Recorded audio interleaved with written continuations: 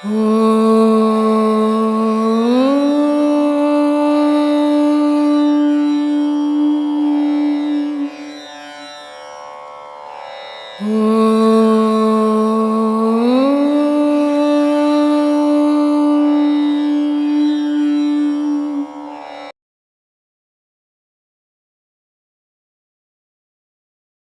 மனிதன் ஆன்மீகம்ன்ற பேரில் மனுஷனை குழப்பிட்டாங்க.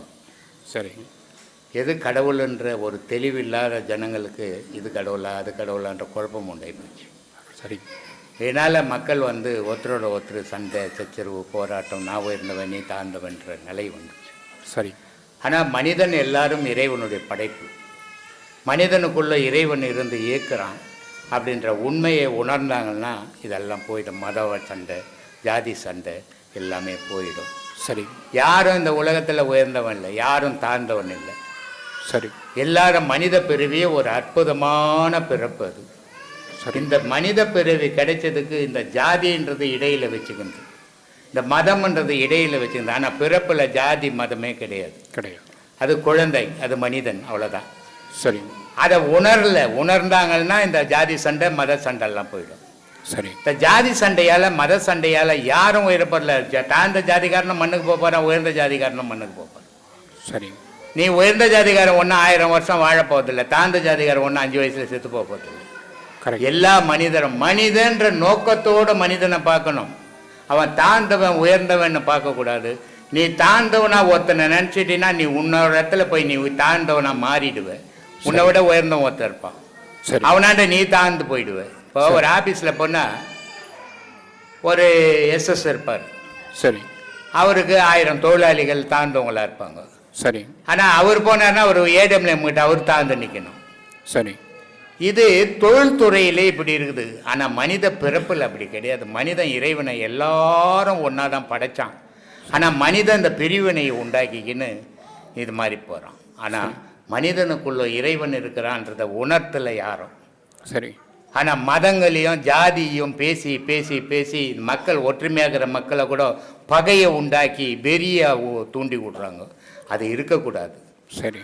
மனிதன்றவன் அன்போடு வாழக்கூடியவன், மிருகங்கள் மாதிரி கிடையாது. மனிதனுக்கு எல்லா சிந்தனையும் உண்டு, எல்லா அறிவாற்றலும் உண்டு, எல்லா செயல்களும் உண்டு. அப்படிப்பட்ட அற்புதமான மனிதன் ஒரு வாழ்க்கையில் பயணம் பண்ணும்போது அவனுக்கு போய் உயர்ந்தவன் தாழ்ந்தவன் உன்னுடைய பிறப்பில் எப்படி உன் தாய் பெற்றாலோ அப்படி தான் எல்லா தாயும் பெற்றா. சரி. எந்த வேற்றுமையும் கிடையாது. ஒரு தாயின் தகப்பனை புணர்வு பண்ணாத ஒரு குழந்தை வராது. இந்த நெத்தியில் போந்தது, கண்ணில் போந்தது, மூக்கில் போந்தது, வாயில் போந்தது, வேலை இல்லாத எழுதி வச்சதெல்லாம் இப்போ எடுத்து பேசக்கூடாது. அது 2000 வருஷத்துக்கு முன்னே மனித தொடர்பே இல்லாத போது வேலை வெட்டியில் துண்ணு போட்டு எழுதி வச்சுட்டான். அதையெல்லாம் இப்போ பேசக்கூடாது. ஒரு தாய் இல்லாத ஒரு குழந்தை வரவே வராது, ஒரு தகப்பன் இல்லாத ஒரு குழந்தை வரவே வராது. அப்போ தாயின் தகப்பனுடைய வம்ச வழியாக தான் ஒரு குழந்தை உருவாகுது. தாயினுடைய கர்ப்பத்தில் தான் குழந்தை உருவாகும். அப்படிப்பட்ட குழந்தை உயர்ந்த தாயாக இருந்தாலும் அந்த வேதனையை அனுபவிக்கிறார், தாழ்ந்த தாயாக இருந்தாலும் அந்த வேதனையை அனுபவிக்கிறார். உயர்ந்த தாய்க்கும் அந்த இன்பம் தான், தாழ்ந்த தாய்க்கும் அந்த இன்பம் தான். இதில் என்ன வேற்றுமை கிடக்குது? இதை மறந்தால்னா மனிதன்றத நோக்கத்தை பார்த்தாங்கன்னா இந்த ஜாதி மதங்கள் மறைஞ்சிடும், மனித நேயம் வளர்ந்துடும். மனித நேயம் வளர்ந்ததுன்னா அங்கே ஒற்றுமை வளரும்.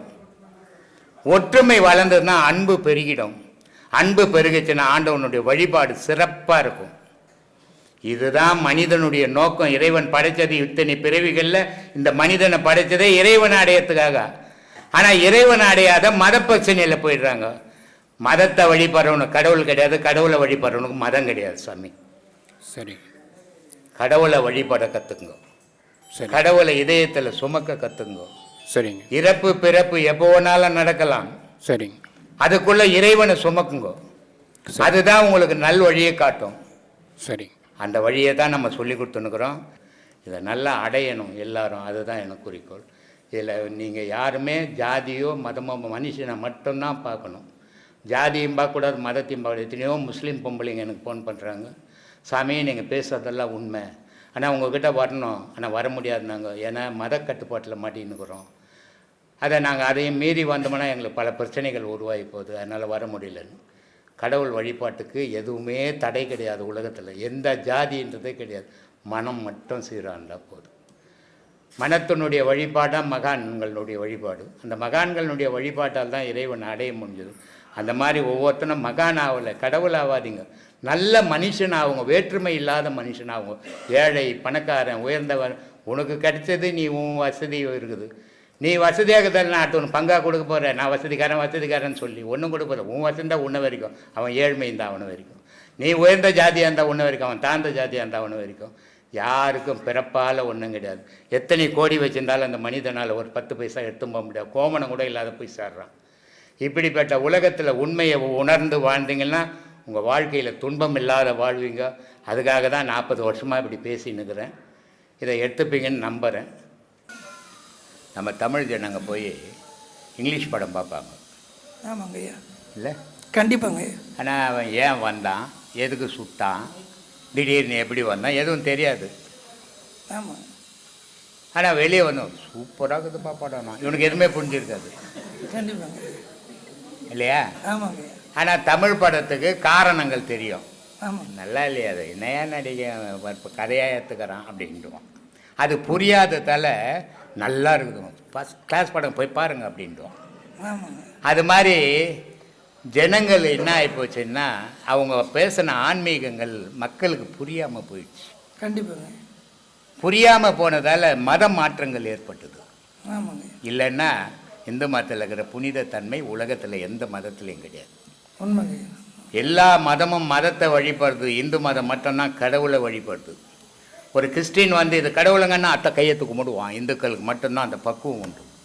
ஒரு முஸ்லீம் வந்து இது அல்லாங்கன்னா கையெழுத்து கும்பிடுவான், அந்த பக்குவம் உண்டு. மற்றவன் எவனும் கும்பிட மாட்டான். அப்போது தெய்வம்ன்றது உலகத்துக்கு பொதுவானது. தெய்வம்ன்றது ஜாதி மதம் இல்லாதது. தெய்வம்ன்றதுக்கு அதுக்கு நாடு மொழி கிடையாது இல்லாதது. அப்படிப்பட்டதை எல்லாரும் வழிபடணும்னு சொல்கிறது தான் தெய்வ வழிபாடு. மதத்துக்குள்ளவோ ஜாதிக்குள்ளவோ கட்டுப்பாட்டில் இருக்கிறது கடவுள் வழிபாடு இல்லை. அது ஒரு மத வழிபாடு, அது ஒரு ஜாதி வழிபாடு. ஆனால் அந்த மாதிரி பேசுறதால அது என்ன போச்சு, ஜனங்களுக்கு புரியல எது கடவுள் வழிபாடு, எது உண்மை, எது பொய்ன்னு புரியாமல் போயிடுச்சு. இதை நான் என்ன பண்ணிட்டேன்னா உண்மையை பேசணும், கற்பனையை பேசக்கூடாது. கடவுளை கற்பனையில் தேடாதீங்க, நிஜத்தில் தேடுங்க. உங்களுக்குள்ளே இருக்கிறான், அதை தேடி எடுக்கணும். கொஞ்சம் சிரமந்தான், ஆனால் அதை விட வழி எதுவுமே கிடையாது. ஏன்னா கடவுள் எங்கேயாவது அட்ரஸ் கொடுத்துக்கிறேன்னா இந்த ஊரில் இருக்கிறேன் என்னை வந்து பாருன்ட்டு எங்கே போய் தேடுறது அவனை? அதனால் சொன்னான், ஓடி ஓடி உட்கலந்த ஜோதியை நாடி நாடி நாட்களும் கழிந்து போய் வாடி வாடி வாடி போன மாந்தர்கள் கோடி கோடி என்ன கடவுள்ன்ற பொருளை தேடி செத்தவன் எவ்வளோனே எண்ண முடியாதுடான்ட்டான். ஆனால் ஒருத்தனும் கடவுளை பார்க்க முடியலடான்ட்டான். சரி, பார்க்க முடியாத கடவுளை ஏன் பார்த்தேன்னு பார்க்கலாம்பா. எப்படி பார்க்கணும்? உனக்குள்ளே பார்க்கணும். அதனால் சொன்னால், உருதரித்த நாடியில் ஒடுங்குகின்ற வாய்வினை கருத்தினால் இருத்தியே கபாலமேற்ற வல்லாரேல் விருத்தரும் பலராவார் மேனியும் சிவந்தோடும் அருள் தரித்த பாதம். நீ உனக்குள்ளே தேடினா கடவுளை நீ பார்க்கலாண்டா. ஆட்டை மனுஷன் தோல் மேலே போட்டுனா ஆடு காணும் தேடின மாதிரி கடவுளை தனக்குள்ளே வச்சுன்னு கடவுளை தேடிங்கிறான்டா வெளியே. அதனால் நான் சொல்லிக்கிறேன், கடவுள் உனக்குள்ளகிறார், நீ தேடு. நீ இல்லைன்னா கடவுளே இல்லை. மனுஷன் இல்லைனா கடவுள் எங்கே இருக்கான்? புலி போய் ஒரு கடவுள் இருக்குதுங்க, நான் கடவுள் வழிபாடு பண்ணுறாங்கன்னு பண்ணுமா? புலி போய் ஒரு கோயில், யானை போய் ஒரு கோயில் கட்டிக்குமா? கட்டாது. மனிதன் தான் தனக்கு தானே கடவுள்னு ஒரு கோயிலை கட்டி தானே கடவுளாக போய் அதை வழிபட்டுன்னுக்கிறான். அதனாலே சொன்னான், அவன் அருளாலே அவன் தாழ்த்தோடு இல்லையா? கோயில் வந்து கடவுள் எங்கன்னா கட்டின்னு இருக்கிறார பெரிய கோயில்? மனுஷன் தான் கட்டினான். மனுஷனுக்குள்ளே கடவுளுக்குறான். அது அவனே கட்டிட்டு அவனே அங்கே ஊந்து கும்பிட்டான். அதனால் சொன்னான், அவன் அருளாலே அவன் தாழ்த்தோடு. அப்போது அப்படிப்பட்ட அற்புதமான மனிதர்கள் வேற்றுமை இல்லாத வாழணும், அன்போடு வாழணும். ஜாதி மதத்துக்கு அங்கே இடமே கிடையாது. எல்லாரும் உயர்ந்தவன், உலகத்தில் உயர்ந்தவன் மனிதன் தான், அதுக்கு அர்த்தம் தான் கடவுள். அப்படிப்பட்ட மனிதன் அன்போடு வாழ்ந்தால் கடவுள் வழிபாட்டுக்கு போகலாம். இதான்பா என்னுடைய அறிவுரை. எனக்கு வந்து ஏழை பணக்காரன், உயர்ந்த ஜாதி தாழ்ந்த ஜாதி இதெல்லாம் எனக்கு கிடையாது. எனக்கு என்னுடைய குறிக்கோளெல்லாம் நான் ஆத்மா வணக்கம்னு எல்லாரும் நமஸ்காரங்க, வணக்கங்க, குட் மார்னிங்க, குட் ஈவினிங்க, அப்படின்னு சொல்லுவான். நான் எல்லாம் சொல்ல ஆத்மா வணக்கம்ன்றேன். ஏன்னா அழியிற பொருளுக்கு நான் வணக்கம் சொல்கிறது இல்லை, அழியாத ஆன்மாவுக்கு வணக்கம் சொல்லினுக்கிறேன். அதனால் ஆத்மா வந்து அழியாத பொருள், ஆண்டவனால் படைக்கப்பட்ட பொருள். மீதெல்லாம் மனிதனால் இந்த உடல் வந்து அப்பா அம்மாவால் படைக்கப்பட்டது. இது அழிஞ்சு போயிடும். ஆண்டவனால் படைக்கப்பட்ட பொருள் எதுவுமே அழியாது. சூரியன் அழிக்க முடியுமா? பூமியை அழிக்க முடியுமா? வானத்தை அழிக்க முடியுமா? மனிதனை படைத்ததெல்லாம் ஒவ்வொரு காலகட்டத்தில் அழியும். வேத நூல்கள் பல கோடி வந்தது.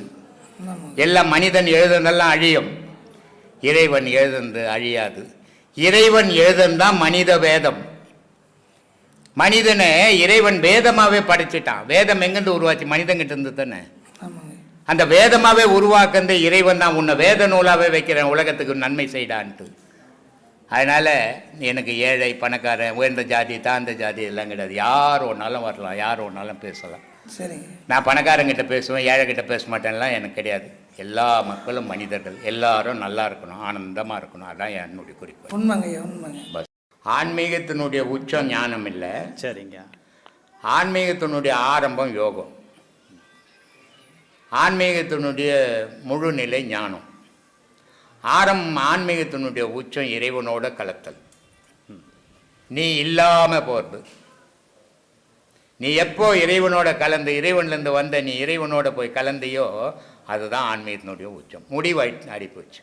இப்போ நிறைய பத்திரிகைங்க போடுவாங்க. இந்த செத்து போனால் சிவலோக பதிவு அடைஞ்சார், வைகுந்த பதிவு அடைஞ்சார், இவர் தான் இட்டன் போய் விட்டு வந்த மாதிரி, இவர் இட்டன் போனவர், இவர் இங்கே வருவார். பத்திரிகையில் போடுவாங்க. அப்படி அந்த சிவலோக பதவியோ வைகுந்த பதவியோ அடைஞ்சான்னா அவன் திரும்ப போகிறதில்ல, இறைவனோட கலந்துட்டான்னு அர்த்தம். அப்புறம் இங்கே பிறப்பு எங்கேருந்து வரும்? ஜனனம் நடக்குமா? மரணம் அடைஞ்சவெல்லாம் சிவலோக பதவி வைகுந்த பதவி அடைஞ்சான்னா, சிவலோக பதவி வைகுந்த பதவி யாரால் அடைய முடியும்? மனத்தை எவன் அழிச்சானோ அவனால் மட்டும்தான் அடைய முடியும். மனத்தை அழிக்கிறதுக்கு தான் உபதேசம் கொடுத்துங்கிறோம். மனத்தை அழிக்கிறதுக்கு தான் யோகம். மனம் அழிஞ்சால் ஞானம். ஞானத்தினுடைய உச்சநிலை இறைவனோட கலத்தல். அதை தானே ராமகிருஷ்ண பரமஹம்சர் ரொம்ப அழகான ஒரு விடைக்கு சொன்னார். அதுக்கு அற்புதமான விளக்கங்கள் சொன்னார். எத்தனையோ மகான்கள் ஆன்மீகம் பேசினாங்க, ஆனால் மக்களுக்கு புரியாத ஆன்மீகமாக பேசிட்டு போயிட்டாங்க. ஆனால் பேசுனதெல்லாம் உண்மை தான், அதில் ஒன்றும் பொய் பொருட்டு கிடையாது. ஆனால் இந்த பாமர ஜனங்களுக்கு புரிஞ்சுக்கிற சக்தி இல்லாமல் போயிடுச்சு. அதை புரிஞ்சுக்கிற மாதிரி பேசலை அவங்க. ஆனால் அந்த பாமரை மக்களுக்கு புரிகிற மாதிரி பேசினவர் ராமகிருஷ்ண பரமஹம்சர். ஒவ்வொரு அவனுக்கு புரியறதுக்கு என்ன பண்ணணும்? ஒரு கதையை உருவாக்கணும். அந்த கதைகளை உருவாக்கி அந்த கதைகள் வழியாக அந்த மக்களுக்கு புரிகிற மாதிரி அவருக்கு அந்த தெய்வீகத்தை ஒப்புக்கூட்டினார். ரொம்ப அற்புதமான மகான் அவர். எல்லாரும் அவங்கவுங்கள யாருமே யாருக்கும் இவர் உயர்ந்தவர் அவர் தாழ்ந்தவர் அப்படிலாம் கிடையாது. மகான் ஞானின்னும் போது ஒரு நிலை தாங்க. அதில் யார் நிலையும் தாழ்ந்தவங்க கிடையாது, யாரும் உயர்ந்தவங்க கிடையாது. எல்லா மகானும் உயர்ந்தவங்க தான். ஆனால் இந்த மக்களுக்கு புரிய வைக்கிறதுல இப்போ நம்ம எல்லாரும் கடவுளை பற்றி பேசுனாங்க. என்ன புரிஞ்சது கடவுளை பற்றி? இந்த ஜனங்களுக்கு என்ன புரிஞ்சது? எது கடவுள்னே தெரியாத குழப்பத்தில் இருக்குது. அதானே கடவுள் வழிபாடாகுது. அது பக்தி. ஆனால் கடவுள் நீ தான், உனக்குள்ள இருக்குது கடவுள், உன்னை தேடுன்ற நான். அப்போ அவங்களுக்கு ஒரு தெளிவு கிடைக்குது இல்லையா? ஆமாம், நான் இல்லைன்னா கடவுள் இல்லையே அப்படின்ற ஒரு தெளிவு கிடைக்குது இல்லையா? இந்த தெளிவை உண்டாக்குனவர் ராமகிருஷ்ண பரமஹம்சர். அவர் சொல்கிறாரு, 3 பதுமைகள் செய்தான். ஒரு பதுமை கல்லில், பதுமைன்னா பொம்மை, ஒரு கல்லில் ஒரு பொம்மை செய்தான், ஒரு பொம்மை துணியில் செய்தான், ஒரு பொம்மை உப்புல செய்தான். இந்த 3 பொம்மையை அமைத்தும்போது கடவுளுன்ற கடலில் கலந்தான். கலந்தாக்கா இந்த கல்லுன்ற பொம்மை அந்த நீரை வலிக்கலை, கடவுளுடைய சக்தியை வலிக்க முடியல. அதால் துணியில் செய்த பொம்மை கடவுளுடைய சக்தியை கொஞ்சம் வலிச்சு வச்சுக்கிச்சு. உப்புல செய்த பொம்மை கடலோட கரைஞ்சி போச்சு. அப்போ உப்பு பொம்மை காணும். அதான் உச்சம். ஞானத்தினுடைய உச்சம் எது அப்படின்னா, கடவுளோட நீ எப்போ கலக்குறியோ அது ஞானத்தினுடைய. அதுக்கப்புறம் ஒரு தொடர்பு இல்லை உனக்கு. வாக்கும் மனமும் இல்லாத நிலை மனோலயம் தேக்கின் அவ்வை. அது அவ்வைக்கு பொருந்தும். ஏன்னா அவ்வைக்கு குழந்தை குட்டி கிடையாது, புருஷன் கிடையாது. 18 வயசுலேயே அது 60 வயசாக மாறி போச்சு. இந்த இயற்கை சராசரி மனிதனுக்கு கிடைக்காது. ஆனால் மனிதன் என்ன, நான் என்ன சொல்லினுக்கிறேன், உன்னை நீ அறிய கற்றுக்கோ. மனத்தை அழிக்காத. மனத்தை அழிச்சுன்னா குடும்பம் கிடையாது. மனத்தை அழிச்சுனா உங்கள் அம்மா உனக்கு தெரியாது. மனத்தை அழிச்சுனா உன் புள்ள உனக்கு தெரியாது. மனத்தை அழிச்சுனா உன் ஊடு உனக்கு தெரியாது. அப்போ மனம் அழிக்காத, ஆனால் மனத்தை சுருக்கிக்கோ.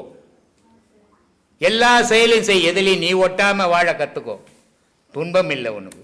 எதில் ஒட்டினாலும் சிலந்தி இருக்குது தெரியுமா, அது கூடு கட்டும், நல்லா வலை மாதிரி கட்டிட்டோம். ஆனால் அந்த கூட்டிலேருந்து அதால் வெளியே வர முடியாது, திருப்பி அதுலேயே அந்த கூட்டிலேயே செத்து போயிருக்கும். அந்த மாதிரி இந்த பாசம், ஆசை, காமம், இந்த 3 கூட்டை கட்டிட்டு நீ அதுலேயே செத்து போறியே, அது மாதிரி சாகாத, அதை விட்டு வெளியே வா, எல்லாத்தையும் நீ செய், எதுலையும் நீ ஒட்டி நிற்காதன்றான் நான் சொல்லினேன் இல்லையா. மனத்தை அழிக்காத, மனம் ஆயிடுச்சுன்னா உனக்கு எந்த செயலும் கிடையாது உலகத்தில். அது அவ்வை ஆயிடுச்சுதுன்னா அவ்வைக்கு தேவையில்லை மனம், கடவுள் மட்டும்தான் போகணும். மகான்களுக்கெல்லாம் கடவுளும் அவனும் லிங்க்கு. ஆனால் மனிதனுக்கு, பொண்டாட்டிக்கும் புருஷனுக்கும் பிள்ளைங்களுக்கும் லிங்க்கு. இவன் மனத்தை அழிச்சுட்டு எங்கேருந்து ஓழிச்சு போடுவான், எங்கேருந்து வேலைக்கு போவான். உன்னை அறிய கற்றுக்குங்கோ, நீ பெரிய மகான் ஆகாத, பெரிய கடவுள் ஆகாத, மனுஷனை ஆறறி மனிதனை வாழ கற்றுக்கோ அப்படின்னு தான் சொல்லிங்க. நான் சொல்லு சாமி. குன்று இருக்கிற இடத்துல எல்லாம் குமரன் இருப்பான் அப்படின்னு சொல்றாங்க. ஆமா ஆமா. ஆனா இப்ப நம்ம பாக்குறதுல வந்து பாத்தீங்கன்னா பெருமாள் இருக்காரு, பெருமாள் இருக்கிறாரு, சிவன் வச்சிருக்கிறாங்க. இதை பத்தி ஐயாவோட கருத்து என்ன சாமி? முருகப்பெருமானுக்கு ஒரு வாகனம், சிவபெருமானுக்கும் ஒரு வாகனம். சிவபெருமானுடைய வாகனம் நந்தி, மாடு.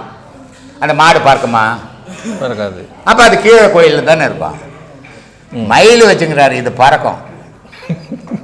அதனால அது குன்றுக்கு மேல தான் உட்கார, மனுஷங்கிற இடத்துல உட்காராது. அதனால குன்று இருக்கும் இடமெல்லாம் குமரன் இருக்கும் இடம்ட்டாங்க. இப்படி இருக்கு. சிவன் கோயிலும் இருக்கே சாமி. சிவன் கோயில் மனுஷன் கட்டினது தானே சாமி. எந்த சிவமாவது எங்கேயாவது வந்து கோயில் கட்டிச்சா எனக்கு பெரிய ஊடாகணும்டான்ட்டு. திருவிளையாடலில் பார்த்தீங்கன்னா மதுரையில் நாகேஷுக்கும் சிவாஜி கணேசனுக்கும் ஒரு வாக்குவாதம் நடக்கும். உன் வீடு எங்கேன்னு, இந்த ஊர்லேயே அவன் வீடு தான் பெருசுன்னு வரும். எதை? மதுரை மீனாட்சி அம்மன் கோயிலில். ஆனால் அவர் கட்டினாரான்னா அவர் கட்டலை, யாரோ கட்டி வச்சுட்டு போட்டான் ராஜா. கடவுள்கள் எங்கேயுமே தனக்குன்னு ஒரு கோயிலை கட்டிக்கிறது கிடையாது, கட்டுற அளவுக்கு அது கை கால் கிடையாது. அது பேரொழின்னு சொல்லிக்கிறேன்ல, அது போய் எங்கே கட்டும்? அது உலகமே அது. நீ என்ன தனித்து வாழுது, உனக்காக கட்டிக்கிற. அவை சொல்லுது கோயில் இல்லா ஊரில் குடியிருக்க வேண்டாம். ஏன் சொல்லிச்சு? கோயில் இல்லாத ஊரில் குடியிருந்தீங்கன்னா மூர்க்கத்தனமாக ஆகிடுவிடா. நீ மனுஷனாக வாழணுன்னா ஒரு கோயில் ஓணும், பக்தி ஓணும். பக்தி இருந்தால் தான் மனுஷனாக வாழ்வேன். ஆனால் இப்போ கோயிலுக்கு ஊர்லேயே மூர்க்கனாக தான் வாழறோம். வண்டி போகுது, மாடெல்லாம் இருக்குது, கொய்யன்னு ஒரு 6 நச்சா மாடெல்லாம் ஒதுங்குது. ஆனால் மனுஷனுக்கு 6 நச்சினோட ஒதுங்க மாட்டானே, மாட்டை விட மொத்தமாக போட்டான் மனுஷன். அதனால் இறைவன் எங்கேயுமே தனக்குன்னு கோயில் கட்டிக்கிறதே கிடையாது. மனிதனுடைய வழிபாட்டுக்காக ஒவ்வொரு ஊர்லேயும் 4 கோயில் கட்டிக்கணும். இப்போ இந்த ஊரில் எடுத்துக்கிட்டிங்கன்னா நம்ம ஒரு கோயில் கட்டி வச்சுக்கணுமா? அங்கே ஒரு ஈஸ்வரன் கோயிலுக்கு தான், அது எதிர ஒரு அம்மன் கோயிலுக்கு தான், ஊர் உள்ள ஒரு அம்மன் கோயிலுக்கு தான், அண்ணாட்டு ஒரு பஜனை கோயிலுக்கு தான், அண்ணாட்டு ஒரு பிள்ளையார். இத்தனி கோயில் எதுக்கு? எந்த சாமி கட்டிச்சு? மனுஷன் சாமி தான் கட்டிக்கிச்சு. கடவுள் சாமி கட்டினதே கிடையாது, அது கட்டவே தெரியாது. இந்த 2வது புக்கில் ஒரு பாடம் ஒன்று வரும் தெரியுமா? இந்த தூக்கணாங்குருவி ஈச்ச மரத்தில் கூடுங்க கட்டும். தூக்கணாங்குருவி கூடு மாதிரி மனிதனால் கூட எந்த இன்ஜினியராலையும் கட்ட முடியாது, அது பிக்க கூட முடியாது நம்மளால். அப்போ அது எவ்வளோ பெரிய புத்திசாலிப்பார். ஆனால் அது மழைக்கு போய் அது கூண்டு உள்ள பூந்துக்குது. குரங்கு மழையில் நனியும், அதுக்கு வெறுப்பு வந்துட்டுனா வந்து அந்த கூண்டெல்லாம் பிச்சு போடும். அப்போ அந்த குருவி கேட்கும், நீ ஒரு கூண்டு கட்டிக்கின்னு வாழலாம் இல்லையா அப்படின்னு. அதுக்கு குரங்கு சொல்லும், எனக்கு பிச்சு போட்டு தான் தெரியும், கத்த தெரியும். 2வது புக்கில் வரும், 2வது பாடத்தில் இல்லை. அந்த மாதிரி இருக்கிறான் மனுஷன்.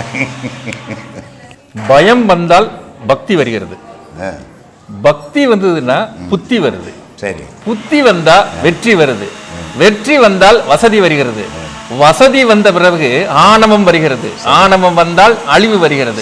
இப்படியே சுத்திக்கிட்டே இருக்கிறது. இது மனுஷனுடைய வாழ்க்கை அப்படித்தானே சாமி. பிறக்கிறோம், வாழ்ந்தோம், செத்தோம், திருப்பி இன்னொரு வயதில் போய் பிறந்தோம், வளர்ந்தோம், செத்தோம். இப்படியே தானே ரொட்டேஷன். உலகம் என்றது சுற்றிக்கிட்டு இருக்குது இல்லை? உலகம் பூமி சுற்றுதா இல்லையா? சுற்றலைன்னா நீ நான் இங்கே நிற்க முடியும், உட்கார முடியாது.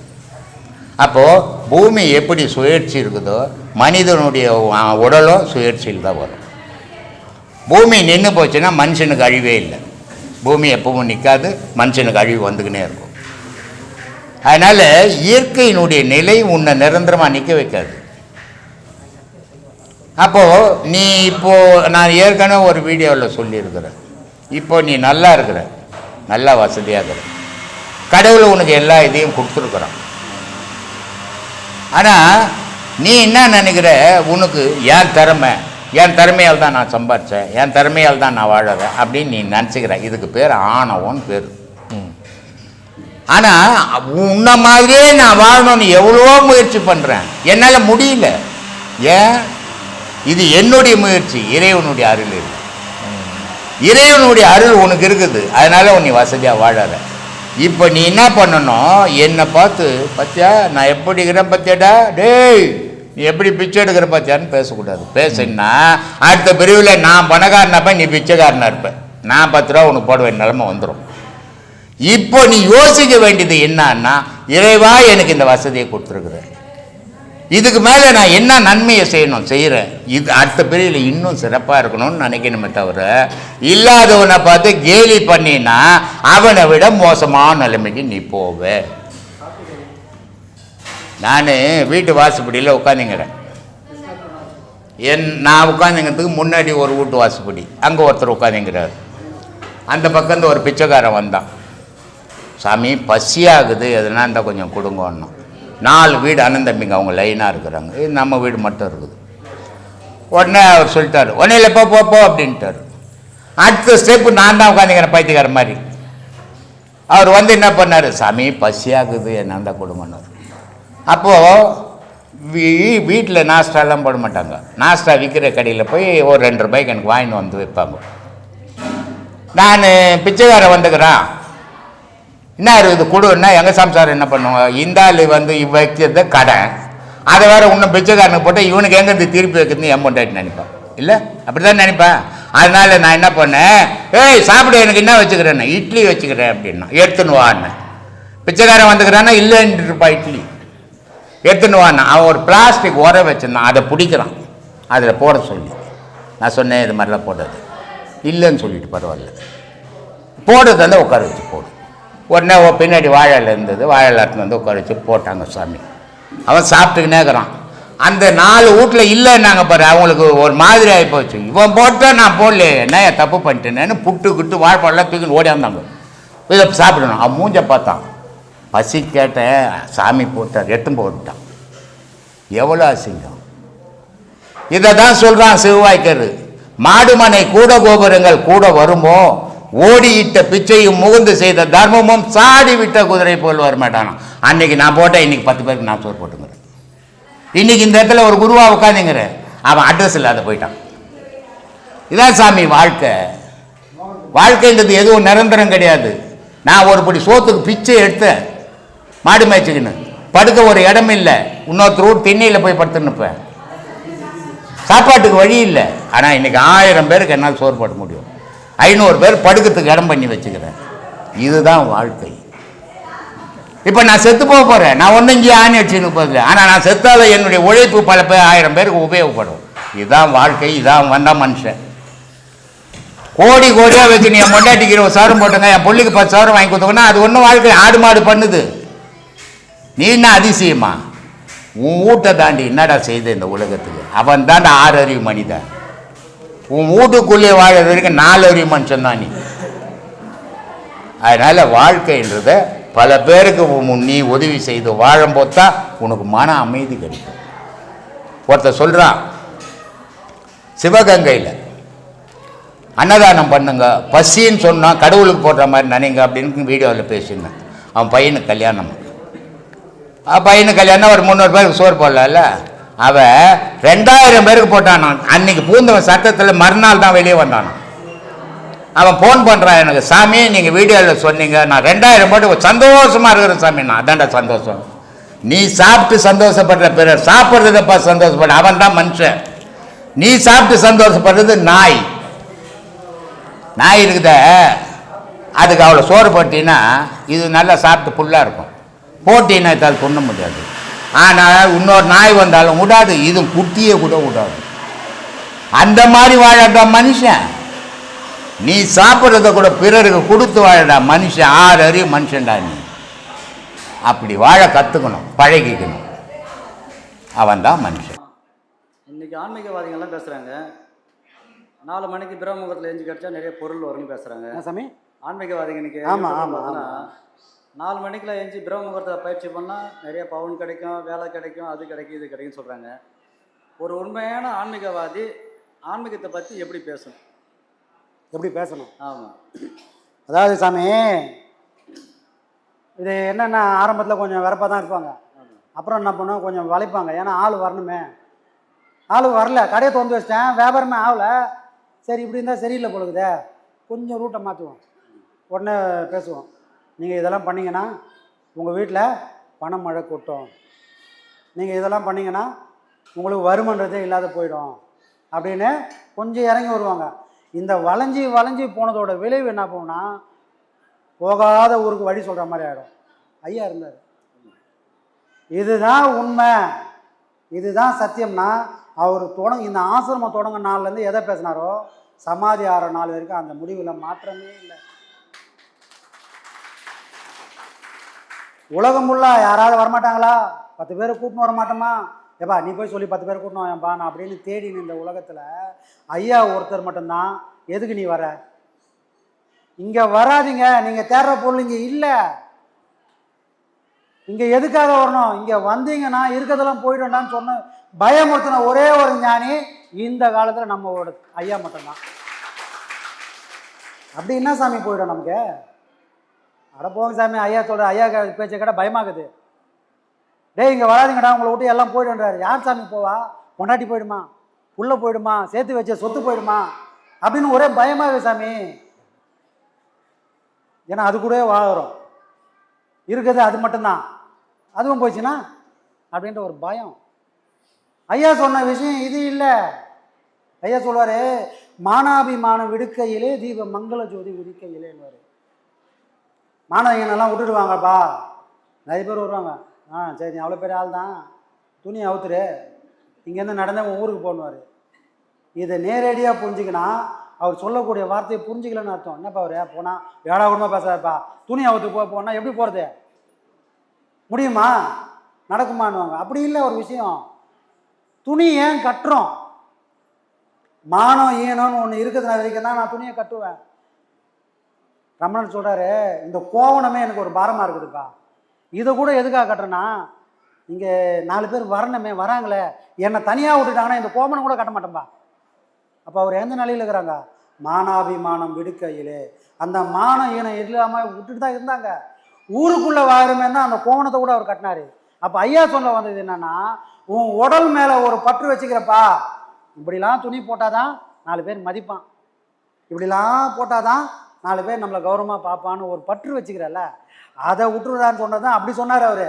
ஆனால் எதையுமே நம்மளால் புரிஞ்சிக்க முடியாத. அவர் ரொம்ப மோசங்க, ஏடா உண்மை பேச, அவர்கிட்ட பேசவே முடியலங்கன்னுவாங்க. உண்மை அது இல்லை. பற்றுக்களை விட்டால் நீ எதையும் பிடிக்க வேண்டிய வேலையே கிடையாது அப்படின்றது தான் சாமி. அப்போது ஞானம்ன்றது, யோகம்ன்றது, ஆன்மீகன்றது ஏற்கனவே பிடிச்சி வச்சுக்கிறத விடுறதுக்கான வழியை சொல்கிறதுக்கு தான். இங்கே போய் நீ இதை பண்ணால் அது வந்துடும், அதை பண்ணால் இது வந்துடும், யாருக்கு வரும்? யாருக்காவது வருமா? கனகதாராதோஸ்திரம்னு ஒன்றுக்குது. ஆதிசங்கரர் அதை பாடினவுடனே செல்வம் மழை பிச்சுக்குன்னு கொட்டுது அந்த வீட்டில். இப்பவும் படிக்கிறாங்க. எந்த வீட்டில் கொட்டிச்சு? நடந்திருக்குதே. பொய்யன்னு சொல்கிறதுக்கு வாய்ப்பே கிடையாது, இது சத்தியம். ஆனால் இப்போ ஏன் கொட்டலை? சுயநலம் இல்லாமல் ஆதிசங்கர் சொன்னார்.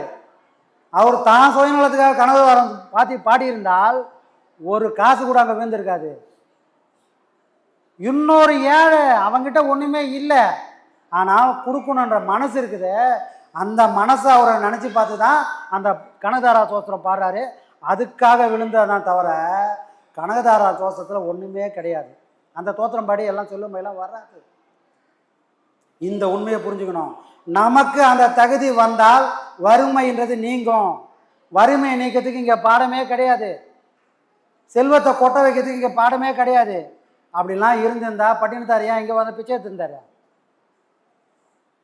அரசனை விட அதிகமாக செல்வந்தனா வந்தவர் ஏன் சாமி பிச்சை எடுக்கணும்? திரும்பி அவர் பணக்காரமாக ஆகிட்டு இருப்பாரு. ஆனாரா? பத்திரகிரியார் ராஜா ராட்டை விட்டு ஏன் வந்தார்? திரும்ப பணக்காரன் ஆகலையா? அப்போ அவர் ஞானத்தை அடையலையா? அவர் இந்த விஷயத்தெல்லாம் தாண்டலையா? மக்களை மதிமயக்கிறாங்க. சைனா ஐயா சொல்லுவார், சைனாவில் ஜனத்தொகை ஜாஸ்தியாகி போச்சு, நாட்டில் செய்ய வேண்டிய விஷயங்கள் அதிகமாகி போச்சு. ஆனால் வறுமை செஞ்சு ஆகணும். அப்போ என்ன பண்ணுறதுன்னு ஆட்சியாளர் பார்க்குறான். மாசேசங்கன்னு ஒருத்தன் ஆட்சியாளர் பார்க்குறான். வேலை வாங்கணும், கூலி கொடுக்க காசு இல்லை. அப்போ என்ன பண்ணுறான், போதை வஸ்துக்களை கொடுக்குறான். போதை வசதிகளை கொடுத்து நீ வேலை சாப்பாடு போடுவேன், வேலை செய்ய தெம்பு வேணுமா இந்தா அப்படின்னு கஞ்சா அப்படின்னு போதை வசதிகளை கொடுத்து அவங்க மாடு மாதிரி வேலை வாங்கி அந்த உழைப்பெல்லாம் சுருண்டான். அதே போல் அன்றைக்கி அவங்களாம் என்ன பண்ணாங்களோ, ஒரு சில ஆன்மீகவாதிகள் இன்றைக்கி மனுஷனோட ரத்தத்தை உரியிறாங்க. இதை பண்ணால் அது ஆகிடும், அதை பண்ணால் இதுவாகிடுன்னு மயக்கத்துக்கு கொண்டு வராங்க. மயக்கத்துக்கு கொடுக்கறதுக்கு ஆன்மீகம் இல்லை. ஏற்கனவே மயக்கத்தில் இருக்கிற மனுஷனை தூக்கின்னு வந்து மயக்கம் இல்லாத ஒரு நிலைக்கு கொண்டு போகிறதுக்கு வேணும் தான் ஆன்மீகம். அதை சொல்கிறது மட்டும்தான் சாமி ஆன்மீகம். மற்றதெல்லாம் ஏமாத்து வேலை, எதுவும் நடக்காது. சரிங்களா? இதை சீர்தூக்கி பார்க்கறதுக்கு நமக்கு ஞானம் வேணும். யார் வேணா என்ன வேணா சொல்லுவான், வானத்தில் பறக்குறேங்க நாளைக்கு வந்து பாருங்க அப்படின்வான். பறந்துடுவானா? பறக்க முடியுமா? ஏன் நான் கூடு விட்டு கூடு பாயிரேன்றான், அதெல்லாம் பண்ண. நீ ஒரு நாள் உட்காந்து பண்ணி பார்த்துறேன், எதுக்கு ஃபோன் போட்டு கேட்கணும்? என்ன சாமி, ஒருத்தர் சொல்கிறாங்க நான் வந்து சூட்சுமத்திலே போகிறேன். ஆமாம், சூட்சுமத்தில் போகிற, அது எதுக்கு ஃபோன் பண்ணி சொல்லினுக்கிற? இந்த மாதிரி மண்டபத்தில் எல்லோரும் உட்கார வச்சுரு, மறைஞ்சு காட்டிடு, இந்த உலகம் பின்னாடியே வரப்போகுது. செய்ய முடியுமா? ஃபோனில் சொன்னதுனால செய்ய முடியுமா? மயக்கிற வேலையை இன்றைக்கி ஒரு சில ஆன்மீகவாதிகள் பண்ணியிருக்காங்க. மதி மயக்கத்துக்காக நாம் வரல, ஏற்கனவே மதி மயங்கி போய் தான் இருக்கிறோம். அந்த மதியை தெளிய வைக்கிறதுக்கு தான் இங்கே பாடம். இந்த பாடம் கஷ்டமாக தான் இருக்கும். ஆனால் பிடிச்சிட்டிங்கன்னா உங்கள் மனசும் உங்கள் உடம்பும் உங்கள் ஆன்மாவும் சுத்தமாகவும் அந்த சுத்த பொருள் தான் இன்னொரு சுத்த பொருள் கூட போய் சேர்க்கும்.